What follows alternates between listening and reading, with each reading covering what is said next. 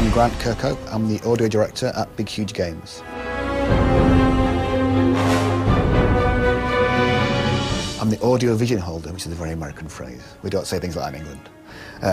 So I'm the guy that kind of has to have the overview of how I think the game should sound in its entirety, which that involves everything from voiceover to sound effects to music to the whole thing. I kind of come up with that general scope.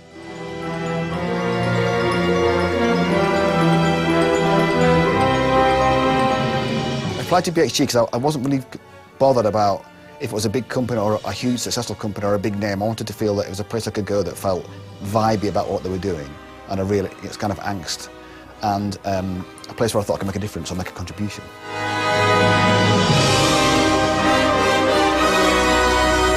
My career to date has been, I've had quite a lot of broad appeal games like Banjo-Kazooie and Donkey Kong and those kind of games. But I've never had to write anything musically, certainly on the scope of this game. You know, it's a very overblown, gigantic world, and I have to make sure that the music and the sound effects match up to that.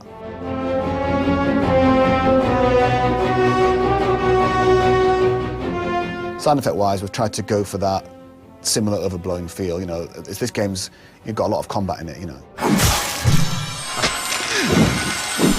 Getting that balance right is difficult, to make sure all the spells and all the hits and all the stuff sound appropriate to the level of intensity you put into the sword swipe or the big spell that you cast and stuff like that. So it's very easy to get lost in it and to try and just make it one step louder, and then if it just blows up, it never works like that. A bad sound design can murder a game, absolutely kill it. If you've got a repetitive noise like a footstep or something like that is absolutely awful, it will drive people mad, and they won't want to play it for that reason. It's a really kind of juggling act to try and get a sound that is obtrusive enough that it's all right, but not too obtrusive that gets on your nerves, all that kind of stuff, that kind of mixing of it all and playing with it and turning it up and down, and it's all about attention to detail and taking little small increments and little steps to build up this kind of big soundscape that works.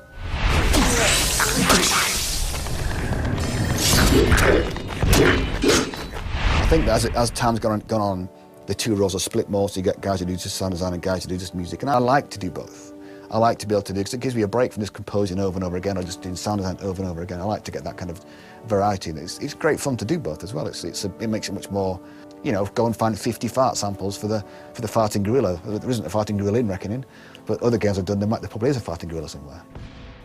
I've tried to really take a step up on my own kind of development, to try and make myself work harder than I do before, so I've tried to learn an awful lot more to make the boss music and all the music in the game sound bigger than normal. My usual influences usually do end up being Dan Elfman and John Williams and, people like that. That's the kind of people that I aspire to, and I'll probably lean more towards John Williams at the moment. I think John Williams can be easily overlooked because people think, oh, he writes those tunes like E.T. and all that kind of stuff, But if you listen to his music for his fight sequences or anything else, it's tremendous. It's massively chromatic. It's very complicated. It's all over the place. It's not easy to keep up with what he's doing because he's so good at that. But when it comes to the big tune, he's right on the money with it, So I have tried in my own small way to do something like that, and I'd like to think that it sounds a bit different to other people's games. I've tried to be different with our game. It's very dark, there's lots of big sequences that are just complete minor chord after minor chord after minor chord, it doesn't change. There's very little major chordness in a lot of the levels. In one of the particular regions, it's just major chords strung together, major triads, and that's just to make it sound different.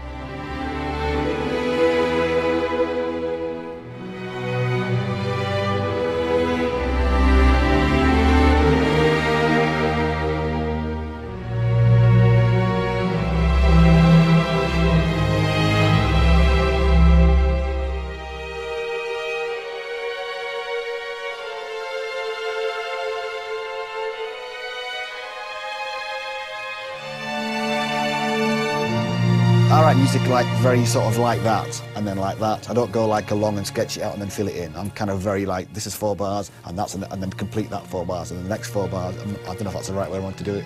It might be right, I don't know. Every composer's probably going, oh my God, he's terrible.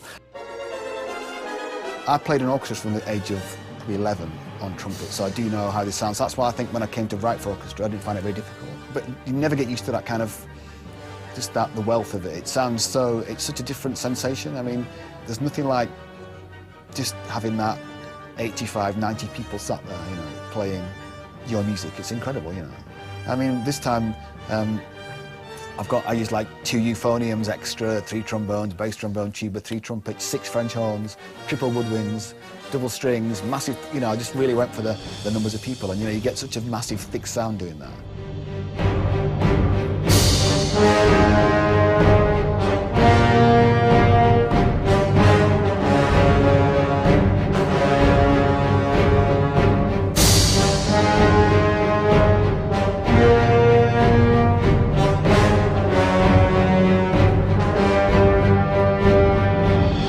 We really believe in it a lot. There's a lot of love for the game.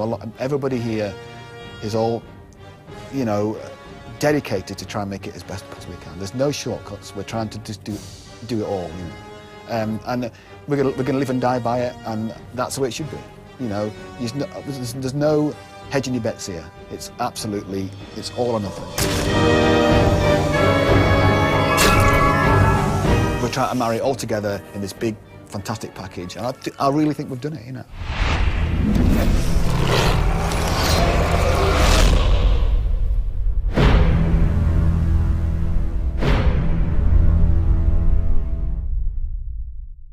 I apologise for the Donkey Kong rap. It's officially on video now. I apologise for that piece of music. You know, I didn't think it was that bad at the time. Please forgive me. Please let me off. Somebody, please. That's it.